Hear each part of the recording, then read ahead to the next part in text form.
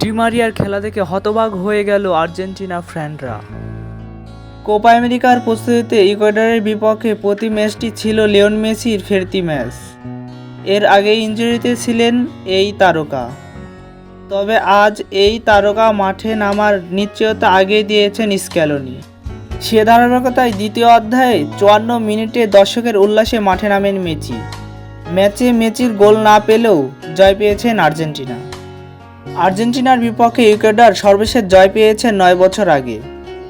2015 সালে বিশ্বকাপ বাছাই সেই ম্যাচের পর এ নিয়ে ম্যাচ 7টি, 15টিতেই জিততে পারেননি ইকুয়েডর, ড্র করেছেন শুধু একটি। খেলা বিষয়ক সকল আপডেট পেতে আমাদের চ্যানেলটি সাবস্ক্রাইব করে রাখুন।